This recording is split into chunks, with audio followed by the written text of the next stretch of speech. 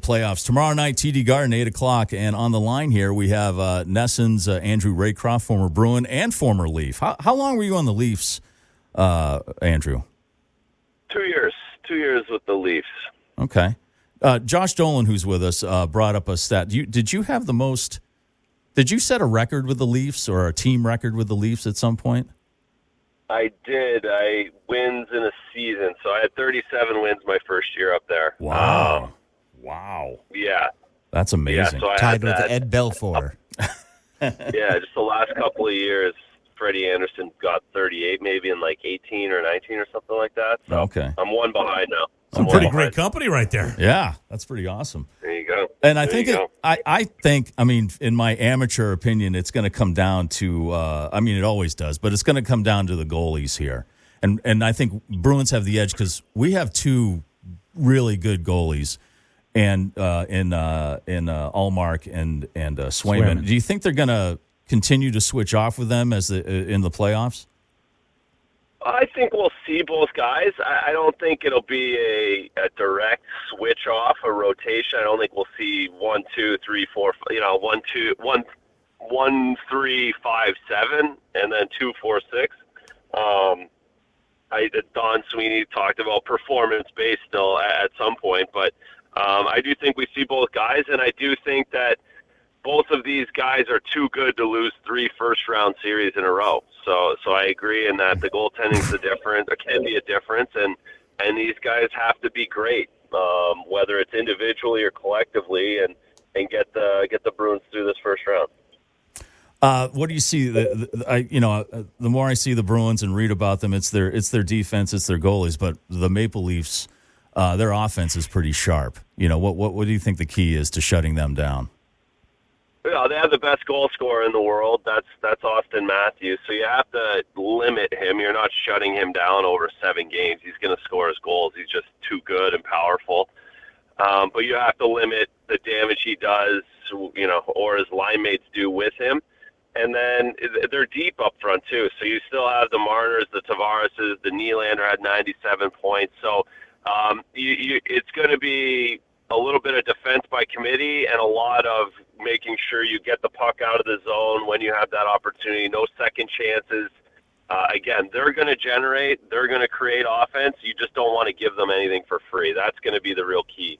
Andrew, both of these teams have chips on their shoulders, have a lot to prove after some disappointments over the past couple of years. Do you think that the Bruins, being one of the best teams in the league throughout the season and not ending up with the President's Trophy this year is probably the best thing that could have happened for them? We know what happens with the curse of the President's Trophy. Yeah, they didn't need to deal with that this year. I think I do think a team like the Rangers are in a good spot where they're saying we're going to be the ones to break that curse. It's only been 10 years, too. It did happen in 13 where Chicago won both. So I think some teams are prepared for that. The Bruins certainly weren't this year. I think they're in a good spot, and they have enough of other reasons. They have a few other reasons to prove that they can go far this season.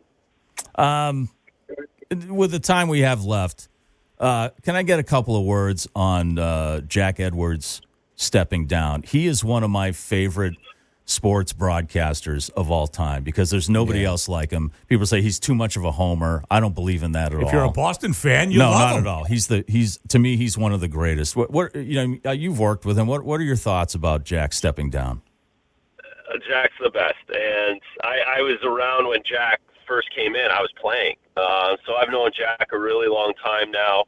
The passion is real, the caring is real, and the love for his job and for the Bruins is real. So those are the kind of people you want around. I think the homers, every regional broadcast has homerist tendencies to it all throughout sports.